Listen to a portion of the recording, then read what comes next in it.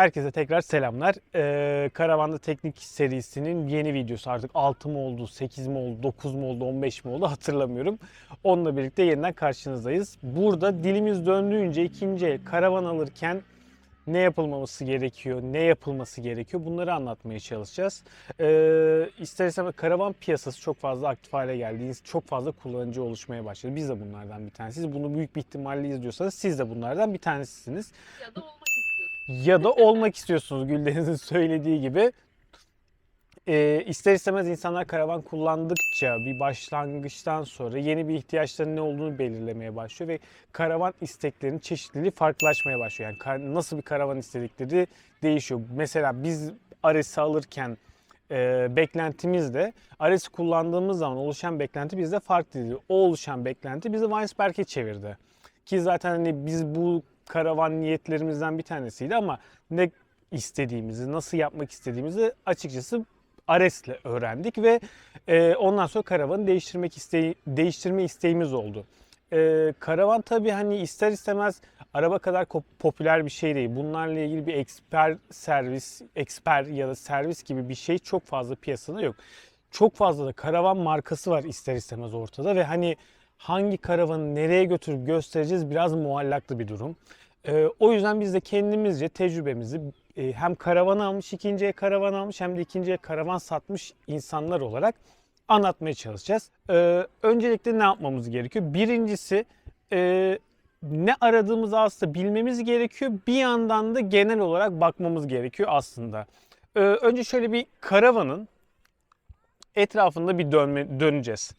Yani burada aslında Bismillahirrahmanirrahim diyerek bir başlayacağız. bir tavaf edeceğiz etrafını. Burada aslında ne aradığımız değil. Burada bakmak istediğimiz konu şu.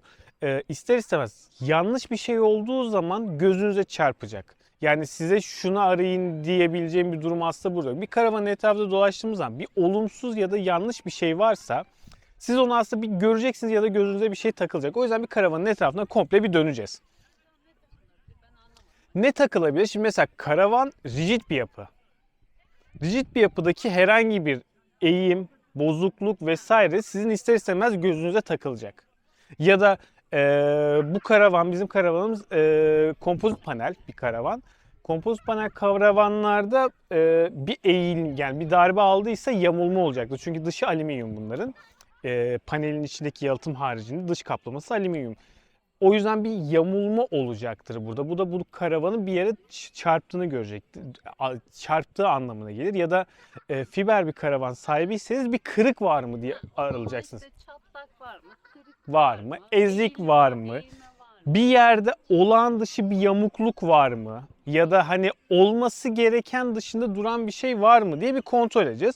Bir karavan öncelikle detaylı olarak şu şekilde yukarıdan aşağı olarak bir bütün karavanın etrafında dolaşmak gerekiyor. Mesela ben bizim karavanını bu şekilde dolaştığım zaman gözüme takılan bir şey var.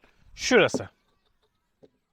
Kamerada ne kadar gözüküyor bilmiyorum ama bu şu anlama geliyor. Bu karavan bir yere sürtmüş anlamına geliyor. Çok önemli bir şey mi? Bir delik, yırtık ya da kırık gibi bir durum olmadığı sürece çok önemli değil. Dediğim gibi, çünkü bunun dışı alüminyum olduğu için zaten metal bunun dışı. Geleceğiz etrafına. Bir bakacağız. Yukarıdan aşağıya doğru komple bakacağız. Ve hani burada bir yanlışlık varsa zaten inanın gözünüze çarpacaktır o sizin. Ön tarafına geleceğiz. Hatta biraz şöyle bir karavana uzaktan bakacağız. Ki hani burada olağan dışı bir şey varsa belli olsun diye, ki siz de baktığınız zaman belki bizim karavanda olağan dışı bir şey görür müsünüz? Görürseniz onu yoruma yazın mesela. Diğer tarafa da döndüğümüz zaman karavanı bir 360 derece dönerekten olağan dışı bir şey var mı diye kontrol edeceğiz. Avrupa karavan alacak olan arkadaşlar için bir uyarıda bulunmak istiyorum. Karavanın bağlantı noktalarında şuralarda şöyle küf, leke bir şey, gibi bir şey görebilirsiniz. Bu yanlış bir şey değil. Avrupa karavanlar özelinde bahsediyorum bunu bu arada. Bunlar çünkü aktif silikon. Isındığı zaman dağılır, yayılır ve bunları sökmeye, temizlemeye çalışmayın. Çünkü bu zaten yukarıdan aşağıya gelir, hareket eder. Bu garip bir şeydir, yani böyle salyangoz gibi bir şeydir ve hani karavanın yalıtımı sağlam olduğunu bu şekilde anlayabilirsiniz. Çünkü bunlar dışarı taşarlar. Bu yanlış bir şey değildir. Temizlemek için uğraşmayın. Evet, biraz çirkin görüntü oluşturabiliyor. Bunu ben de farkındayım. Ben de çok sevmiyorum ama bu aktif silikon böyle bir şey. Zaten şuralar zaten ben dokunduğum zaman göreceksiniz, aslında silikonun üzerine gelen tozlarla alakalı bir kir. Etrafını bir dolaştıktan sonra önden arkaya doğru hareket etmemiz gerekiyor. Ön tarafta hareket etmemizin sebeplerinden bir tanesi, en kolay yöntem olarak şasenin en geniş gördüğümüz noktalardan bir tanesi. Kaplama olabilir üzerinde, bu fark etmez. Şasede bir yamukluk var mı yok mu zaten anlaşılabiliyor. Buradan sonra şunu yapacaksınız. Pinleri açacaksınız. Pinlerde herhangi bir sorun, paslanma vesaire var mı? Bu arada biz yapmadık ama size yapmanız gerektiğini söyleyeceğim yegane noktalardan bir tanesi, karavanı alırken üzerinde elektrik tesisatını kontrol, yani sinyalizasyonu kontrol edebileceğiz bir arabayla gelin. Biz karavanı alırken böyle bir araçla gitmediğimiz için karavanı aldıktan sonra fark ettik bizim sağ sinyalimizin çalışmadığını. Tüplüğü açıyoruz ondan sonra. Tüplük çeşitiniz farklı olabilir. Bu çok önemli bir şey değil. Bu arada şunu kapatmadan bu noktadayken tüplüğü açamam. Tüplüğü kontrol ettiğiniz zaman tüplükte olan dışı bir şey var mı? Buralarda bir eğilme, bükülme var mı? Yok mu? Onları bir kontrol etmeniz gerekiyor. Ve tabii ki hani karavanın standart donanımında olan ekipmanlarda eksik var mı? Yok mu? Bunu bu arada alıcı, satıcısına da söyleyebilirsiniz. Siz internette de görebilirsiniz. Örneğin bizim burada takozlarımız var. Takozlar yerinde mi? Destek ayağını açmak için kullandığımız bunun bir adı var mı ya? Ben söyleyeyim. En altta. Enaktar. Enaktar yerinde mi değil mi? Ki bu arada kullanıp kullanmamanız önemli değil. Bu fabrikasyon olarak gelen bir ürün. Bunu bu arada benimki düşmüş, takayım yerine. Elektrik kablosu, yani 220 çıkışı yerinde mi? Bunları kontrol etmeniz gerekiyor. Ve bu tarafı bitirdik. Yani aslında daha doğrusu buraya tekrar geleceğiz. Ama şu anki ön kontrolde bitirdik burayı. Ve şu kilitler doğru çalışıyor mu? Çünkü bu kilitler çalışmıyorsa büyük sıkıntı oluşturabilecek bir şey. Çünkü kilitler o kadar kolay bulunan bir şey değil. Kilidi kilitledikten sonra kaldırın. Anahtarla kilitleyin. Hani kilidi çalışıyor mu çalışmıyor mu diye. Bizim karavanımızda birçok alım noktası karavanın sol tarafındadır. O yüzden biz sola doğru fıtı fıtı gidiyoruz. Su alım noktası kapakları yerinde mi? Bu arada bu şekilde açılıp kapanması normal. Opsiyon olarak bir şey varsa, yani bir kapak varsa hepsini tek tek kontrol edin. Ve imkan dahilinde ise karavanı 220'ye bağlayın. Ki 220'de çalışırken prizleri de kontrol etme imkanınız olur. Avrupa karavanlarda eğer opsiyon olarak eklenmemişse birçoğunda invertör yoktur. O yüzden 220 prizleriniz çalışmaz. Bunu test edebilmenizin de yegane yöntemi dışarıdan 220'yi almak. Dönüyoruz tekrar karavanın dışına, etrafına. Sinyalizasyonları vesaire de genel kontrolü yaptıktan sonra dıştan kasetli tuvaletin kapağını açmamız gerekiyor. Açıp kaset yerinden rahat bir şekilde hareket ediyor mu, etmiyor mu, bunu bir kontrol etmeniz gerekiyor. Çünkü bir kırık, çatlak vesaire varsa bu kaset yerinden çıkmayacaktır ya da çıkarken hissedeceğiniz olağan dışı bir durum olacaktır. Bütün açılabilir, kapanır, açılır, kapanır bütün kapakları, kilitli olan her şeyi tek tek kontrol etmeniz gerekiyor. Bu kilitler çünkü eğer doğru açılıp kapanmıyorsa güvenlik anlamında çok büyük bir sorun oluşturacaktır sizin için. Yolda açılabilir, içindeki malzemelerin ve sizin güvenliğinizi, hatta başkalarının güvenliğini tehlikeye atabilir. Ekstra olarak bu opsiyonel bir bilgi. Yani bir mover varsa mover'ı bir yanaştırın. Hareket ettirin. Mover'ın doğru çalışmadığını bir kontrol edin. Bizim mesela geldiğimiz zaman bir hata göstereyim. Bizim buradaki dış aydınlatmamızın koruması yok yerinde. Bu önemli bir şey mi? Çok önemli bir şey değil ama bulabileceğiniz bir parça da değil bu arada. Bu çok kolay. Arıza yapana kadar kullanılacak bir şey. İmkan dahilinde ise tentenizi açın. Ama torba tenteyi farkındayım, yani biliyorum.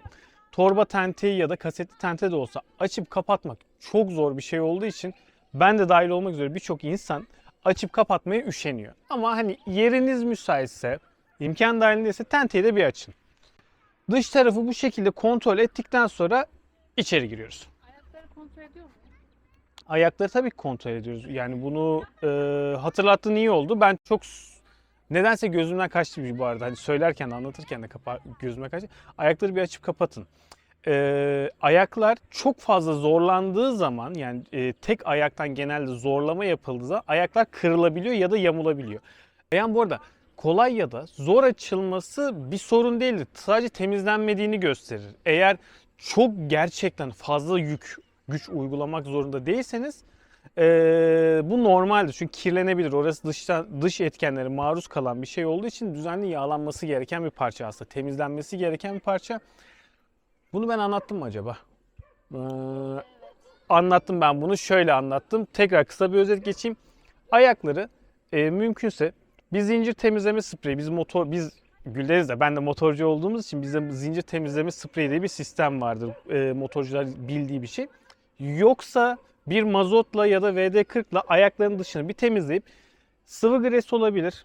VD40 sıkabilirsiniz. Gres sıkabilirsiniz ya da zincir yağı, motosiklet zincir yağı bulabileceğiniz yani yapı marketlerde bulabileceğiniz bir şey. Onunla sıkarsanız uzunca süre sizi götürecektir. O zaman içeri. İçeri girince içeride kontrol etmemiz gereken yerler daha hayati yerler. Çünkü karavanda asıl sorun var mı yok mu bize gösteren yer karavanın içidir. Öncelikli olarak girer girmez hekileri kontrol etmemiz gerekiyor. Bunları açıp kapatmamız gerekiyor. Bunlar doğru açılıp kapanıyor mu onları bir bakmamız gerekiyor. Ve özellikle cam, heki gibi dışarıya direkt maruz kalan ve dışarıyla bizi izole eden noktaların kenar kısımlarını bir kontrol etmemiz gerekiyor. Bu kenar kısımlarında herhangi bir göreceğiniz şey şu sarı bir leke aslında aradığımız şey bu. Sarı bir leke ya da koyulaşmış bir leke. Bu camların herhangi bir noktasından su alıp almadığını gösteriyor bize. Önce karavana baktığınız zaman almaya girer girmez hemen koştura koştura camların kenarlarına bakın. Çünkü karavan su alıyorsa başınız çok büyük bir derttir. O karavandan koşarak kaçmanız gerekiyor. Birçok şeyi tamir edebiliriz, değiştirebiliriz. Onlarla ilgili yapabileceğimiz şeyler rahatken su alması ile ilgili yapabileceğimiz şeyler o kadar kolay değil. O karavandan uzaklaşın. Kaçın gidin o karavandan. Sonra mutfak bölümüne geliyoruz. Neden mutfak bölümüne geliyoruz? Çünkü bizim karavanda mutfak burada olduğu için mutfak bölümüne geliyoruz. Bunun bir sırası yok. Çeşmeleri açıp kapatmamız gerekiyor. Çeşmeler doğru çalışıyor mu? Hidrafor çalıştığı zaman ya da dalgıç pompa çalıştığı zaman olağan dışı bir ses var mı? Karavanlarda en çok bozulan malzemelerden bir tanesi, daha doğrusu ekipmanlardan bir tanesi hidrafordur. Ya da su aktarım sistemidir diyeyim. Dalgıç pompa da kullanabilir, başka pompa sistemleri de kullanabilir. O komple firmanın üreticisinin inisiyatifinde olan bir şey. Çalışırken olağan dışı bir ses var mı diye kontrol etmek gerekiyor. Çok net bir şekilde diye çalışması gerekiyor bunun. Iıt, ııt. Sonra hani gene aynı aslında bunun sırası yok dediğim gibi sadece ilk camları kontrol etmek gerekmez harici bir sırası yok. Ocak doğru bir şekilde çalışıyor mu? Bu ocakların bazıları kendi çakmakları olabiliyor. Bizimkisi gibi kendi çakmağı olmayanlar var. En azından sadece bir gaz çıkışını kontrol etmeniz gerekiyor. Sonra kestik. Sonra kilitli dolaplar. Kilitli dolapları tek tek açıyoruz. Kilitli dolabı tek tek açıyoruz ve bir test ediyoruz. Bunlar açılıp kapanması ile ilgili sorun var mı? Tüm kilitli dolapları tekrar tek tek kontrol etmemiz gerekiyor. Bizim bu dolaplarımız kilitli değil bu arada. İmkan dahilinde ise buzdolabını dış elektriğe bağlayarak da dahil olmak üzere buzdolabını test ediyoruz. Buzdolaplarının nasıl çalıştığı değişkenlik gösterse bile buzdolabını kesinlikle LPG ile bir çalıştıralım. Çünkü LPG filtrelerinde tıkanıklık olabiliyor. Ve bu belki kullanıcının da gözünden kaçabilir bir şey. Çok uzunca süre 220 ile kullandıysa, LPG ile kullanmadıysa gözünden kaçabilir bir sistem. Isıtma sistemi. Webasto olur, Turuma bizimkisi gibi 3400 olur, kombi olur. Hiç fark etmez. Isıtma sistemini çalıştırmamız gerekiyor. Çünkü ısıtma sistemi karlı havada ya da soğuk havada çalışmazsa sizi çok mutsuz eder. Dediğim gibi tüm dolapları açıyoruz, kapatıyoruz. Aynı zamanda aydınlatma sisteminin tamamını aktif hale getiriyoruz. Herhangi bir olumsuz çalışmayan bir parça var mı? yok mu kontrol ediyoruz. Kapanıyor. Hepsi açılıp kapanıyor. Bütün lambaları kontrol ettikten sonra sineklik ve perdeleri kontrol ediyoruz. Bu çeşide göre değişik, yani karavanın yapısına göre çeşit değişiklik gösterse de bir hepsini kapatıyoruz. Açılmasında olağan dışı bir şey var mı yok mu ya arıyoruz. Hani yani bunu böyle, çünkü indirdiğimiz zaman bu kapanması gerekiyor. Bastığımız zaman açılması gerekiyor. Genel hatlarıyla bizim aramamız gereken diğer şey de, biliyorsunuz daha önceden söyledim, olağan dışı bir şey. Bu olağan dışıyı ben size tarif edemem. Neden tarif edemem? Çünkü binlerce çeşitlilik olabilir. Kapaklar düz duruyor mu? Yani sağı ile solu ile eşitlik var mı? Kapaklar açılırken hissel olarak bir gariplik var mı? Ya da karavan içine girdiğiniz zaman bir yamukluk, bir olağan dışı bir şey var mı? Çünkü ee, karavan bir darbe aldıysa, hasar aldıysa, karavanda bir sorun olursa ya da karavan yanlış üretildiyse karavanın yapısal olarak dikdörtgen olan yapısı bozulacaktır ister istemez. Çünkü özellikle Avrupa karavanlar e, içeriden ahşap konstrüksiyondur. Yerli karavanların birçoğu da çelik konstrüksiyon ya da alüminyum konstrüksiyon. Artık onların nasıl bir Üst üste konstrüksiyon dediğin için seni çok tebrik ediyorum. konstrüksiyon, Ben olsam diyemezdim. Bravo. birkaç tane daha konstrüksiyon diyebilirim size. Konstrüksiyon. Buna çalıştın mı? Hayır. Konstrüksiyon. Yani bunların yapısında bir çelik konstrüksiyon ya da ahşap Hala- konstrüksiyon Tamam, daha söylemem. Benim sinirim bozuldu artık. konstrüksiyon olduğu için bunlarla ilgili herhangi bir olağan dışı bir durumlukta yapısı bozulacaktır. Genel olarak kullanım alanlarını geçtikten sonra, konstrüksiyonları geçtikten sonra bizim karavanımızdan rahat bir şekilde göstermek için yatağın altına geliyoruz. Minik bir şarj batarya doldurma molasından sonra kaldığımız yerden devam ediyoruz. Şurada kalmıştık. Su deposu ve tanklarla ilgili ve diğer su ile ilgili konulardan bahsedecektik. Birincisi, bu tarafa geldiğimiz zaman bizim bir su depomuz var. Bütün karavanlarda olduğu için gibi. Bu su deposunun bir pas, küf, e, yosun gibi bir durum var mı diye bir kontrol etmemiz gerekiyor. Bu arada çok büyük bir sorun değil. Hani birkaç tablet ya da manuel olarak da temizleyebileceğiniz bir şey. Küf giderici ya da yosun giderici tabletler var. Bunları bu arada yapı marketlerde bulabilirsiniz. Onlarla temizleyebilirsiniz ve gene su lekesi arayacağız. Deponun etrafına bakacağız ve hani bu etraf Depoda sızıntı var mı gibi? sızıntı var mı gibi. Hani depoda bir sızıntı varsa, çünkü minik sızıntılar etrafında leke yapacaktır. Büyük olan sızıntılar zaten hani görülebilecek durumda olan şeylerdir ama e, hani daha önceden bir sızıntı varsa, yoksa yani bir leke, bir orada parke ya da yer kaplamasında bir kabarma gibi bir şey varsa bunu zaten fark edersiniz. Satıcıya sorarsınız, burada neden var? Sızıntım var bu depoda, ya da daha önceden sızıntı oldu, değiştirdiniz mi gibisinden bir öğrenirsiniz. Bizim bu karavanımızda defrost sistemi var. Her karavanda olmak zorunda olan bir sistem değil ama imkan dahilindeyse, karavanınızda varsa defrost sisteminden, ya aslında bu defrost sistemi dediğimiz şey suyu tahliye etme ve hatlarda olan suyu boşaltma ile Hangisi o? ilgili. Ha, şu üç Şunlar. tane şey mi? Buradan bir hatlardaki ve depo içindeki suları bir boşaltın. Kendi o doğru çalışıyor mu çalışmıyor mu? Çok küçük bir ihtimal ama depoya pislik girdiyse bir şekilde bu hatta dahil olmuş olabilir ve onu tıkamış olabilir. Yani gerçekten bu küçük bir ihtimal ama bunu da bakmak gerekiyor. Ve buradan geldikten sonra parantez içinde bir önceki başlığa döneceğim. Isıtıcı ile ilgili konuya. Isıtıcıyı çalıştırdıktan sonra, eğer bizimkisi gibi bir vent sistemi, havalandırma sistemi ya da karavanı komple etrafını dolaşan, yani tamamen çepeçevre saran bir ısıtma sistemi varsa, Alde sistem gibi, Turuma Kombi gibi bir sistem varsa, karavanı ısıtıcıyı çalıştırdıktan sonra şu etrafta dolaşan şöyle bir borus var. Göreceksiniz onu. O borunun üzerine dikkat ederseniz delikler var. Bu arada hata ya da hasar değildir. Onlar Aa, özellikle yapılan Bir şeylerdir. şey söyleyeceğim. Ben bir tanesinde delik görmüştüm. Bak, orayı görmedim. Ben Hepsinde onu bunda delik vardır. herhalde delinmiş diye Hayır. düşünmüştüm. Ha. Bunlar şöyle ki, dikkat ederseniz zaten üzerlerinde belli bir işaretler de var bunların. Bu şu anlama geliyor. Buradan zaten Şöyle yakından göstereyim. dolaşan sıcak hava belli noktalarda dışarı çıkartıyor ki karavan hani eşit olarak ısınsın diye. Eğer ki çalıştırdığınız zaman ısıtma sistemi bir onu da kontrol etmeniz gerekiyor. Hani oralarda bir sıkıntı var mı? Olağan dışı bir yırtık varsa maliyetli bir şey değil ama neden yırtık olsun? Bununla ilgili satıcıyla konuşabilirsiniz. Bununla ilgili Hemen fiyatta indirim istedim. fiyatta pazarlığa girersiniz. Bunu tekrar aşağıya indiriyorum. Bu arada hazır bunu açmışken şunu da söyleyeyim. Ahşapların tamamı açık olan yani lamine kaplı olmayan ahşapları bir göz gezdirmekte fayda var. Buralarda da gene bir lekelenme. Yani aslında biz karavanda su ile ilgili bütün arızaları leke olarak arayacağız. Hani çünkü bir şekilde sızıntı olduysa bir şey olduysa o kalacaktır ve leke yapacaktır. Çünkü kavak kontrolünün öyle bir özelliği var. Yani leke yapar onun suyu. Yani onun su lekesi hiçbir şey olmadı. Leke yapar.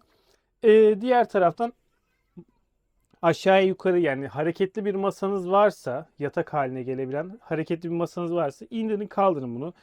Bin bir çeşit masa var. Hepsini farklı bir şekilde inip kalkabiliyor. Bizimkisi çıkıyor yerinden aşağıya takılıyor. Onu şu anda takmak istemiyorum çünkü ekstra aparatları var. Ve banyo kısmına dönüyoruz. Banyoda bu zaten size bir sürü çeşitlilik olabilecek. Bizimkisi gibi dıştan kasetli. Bu arada bizde Dometic'in dıştan kasetli tuvaleti var ama sizde şeyin olabilir. Tedford'un dıştan kasetli tuvaleti olabilir. Sistem farklı değil. Genel olarak benzer ama ufak tefek noktalar var. Mesela bizim düğmemiz burada. Sifon düğmemiz ve bunun etrafında ben bir şöyle alayım. Kısa bir gösterim yapayım. Şurada birkaç tane lamba uyarı işareti olan bir kontrol paneli var. Burada bir tuvalette herhangi bir kontrol panelinde ışık var mı yok mu bir onu kontrol etmek gerekiyor. Sifonu bir çalıştırmak gerekiyor. Ben şu an size tabii tuvaleti göstermiyorum. Bir sifon normal çalışıyor mu? Lineer bir akışı var mı sifonda? Bir sıkıntı varsa bu zaten hani ciddi bir sorun da olabilir, basit bir problem de olabilir. Sifon çalışmıyorsa basit problem dıştan kasetlerinin orada bir tane şart şey vardır. Sigortası vardır. Eğer çalışmıyorsa bir sigortasını kontrol edin. Onda da bir sorun yoksa tuvalet ciddi bir sorun ve bu tuvaletlerin şu anda maliyetleri yaklaşık 2000 euro civarında olduğunu düşünürsek ciddi bir maliyet ve sizin başınıza belayı açabilecek bir durum. Perdeleri zaten açıp kapatın. Bu bizim karavanlarda birçok karavanlarda bu perde var. Kapının dışına sızıntı yapmasın diye yani banyodan dışarı su sızıntısı olmasın diye. Gene burada duş sistemini görebiliyor musun bilmiyorum ama hani net bir şekilde duşun yani lavabonun duş halinde bir hale getirip bir oralarda bir buraya dokunmak gerekiyor. Bir su sızıntısı var mı, nem var mı gibisinden. Varsa zaten belli edecektir. Gene suyu açıyoruz, kapatıyoruz. Ee, e, Dolapları açıp kapatıyoruz. Bu dolapların ne kadar yumuşak açılıp kapandığına bakmamız gerekiyor. Kilitli dolaplar, şu tarz dolaplar biraz sert açılması gerekiyor yapısından dolayı. Çünkü kolay açılmaması için.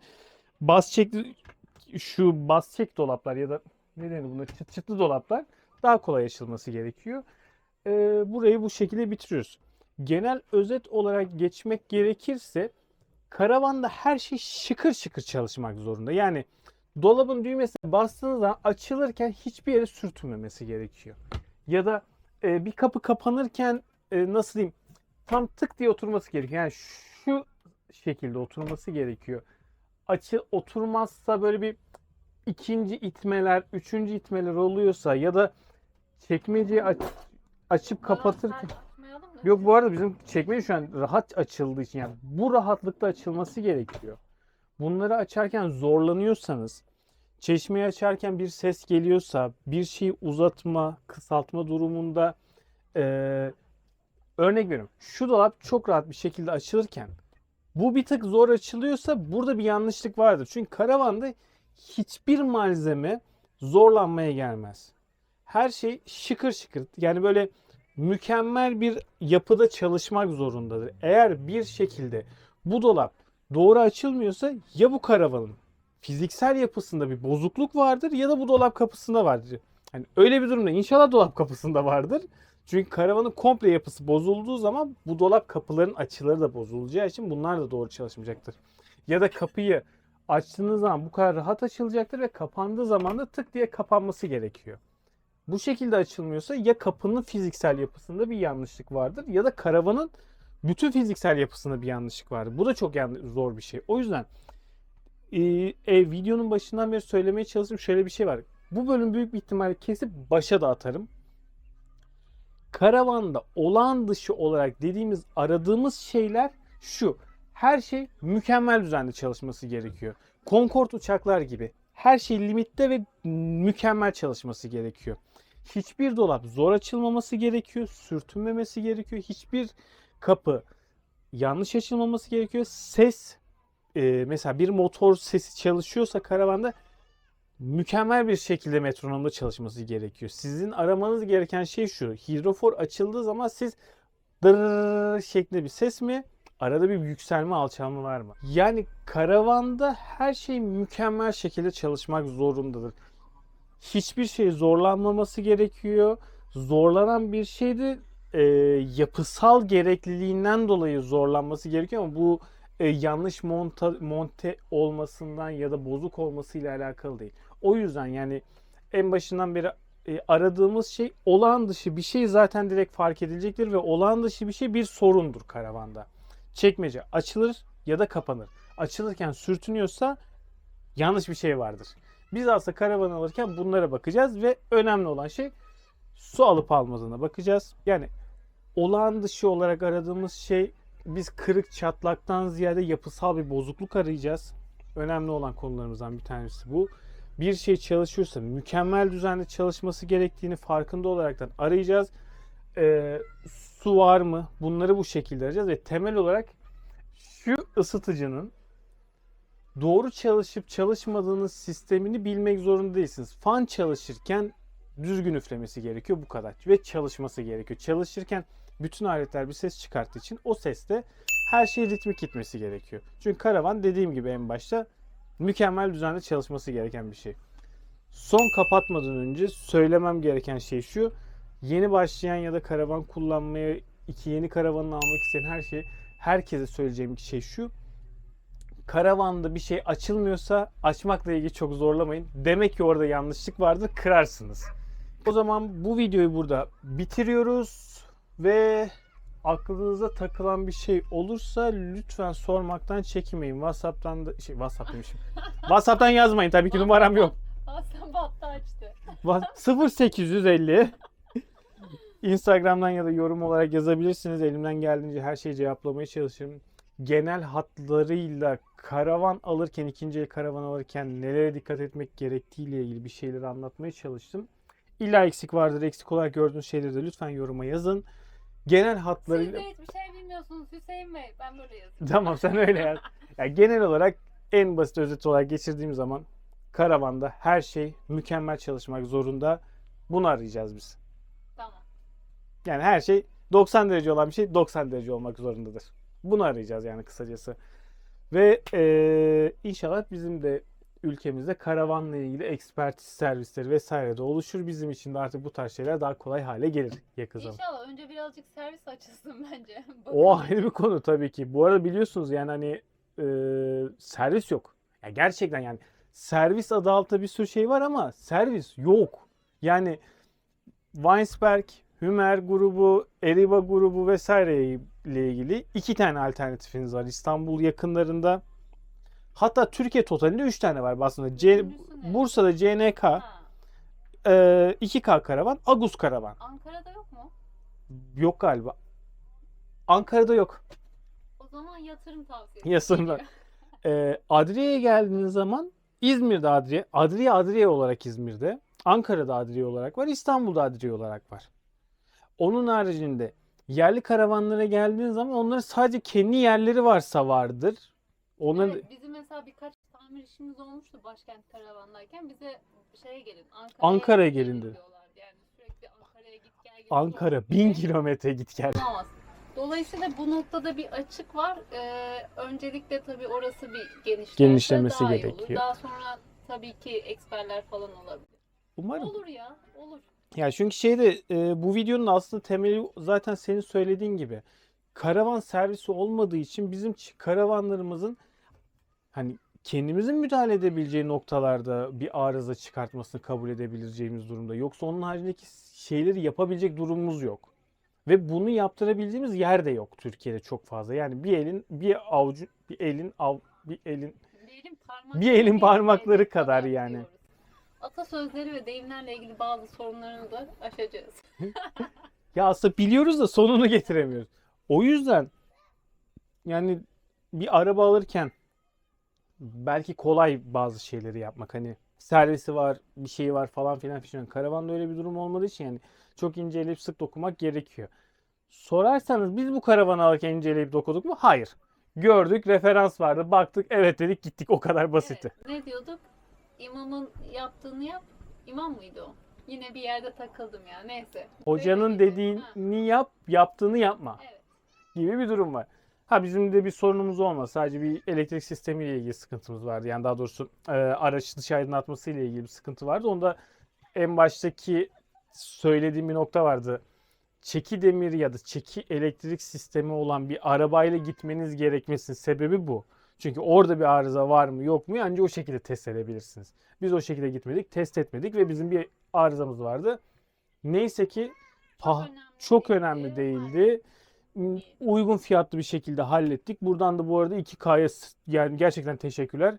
Hani ben daha büyük bir maliyete çıkacağını beklerken ki sorun benim beklediğimden daha büyük olmasına rağmen daha düşük bir maliyete çıktığı için de yani buradan oh öpüyorum.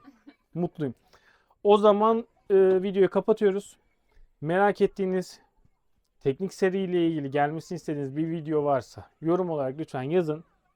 Instagram'da da yazabilirsiniz. Tanıyan varsa WhatsApp'tan da yazabilir. O da sorun değil. WhatsApp çünkü bir kere ağzımdan çıktı. Sanki kendisi WhatsApp'tan yazılanlara çok cevap veriyormuş gibi. Evet ben Sanki WhatsApp. çok telefon açıyormuş gibi. Evet. Ben kimsenin telefonunu açmıyorum. WhatsApp'tan yazın diyor. İnsanı Kimse inanmadı şu an. evet. Tanıyanlar özellikle şey yaptı ya. Arasam ne olacak zaten istediğin zaman dönüyorsun diyecek. Bence Instagram'dan ya da YouTube'dan yazsalar daha hızlı dönüş alabilirler. Evet. Yani yazın merak ettiğiniz bir şeyler varsa onu da elimizden geldiğince biz biliyorsak çekmeye çalışırız. Biz bilmiyorsak da bilen arkadaşlarımıza söyleriz. Onların çekmesini Ya sağlarız. da sen hemen araştırır öğrenirsin. Yapabiliriz. Biliyorsun. Haydi o zaman. Kendinize iyi bakın. Görüşmek üzere.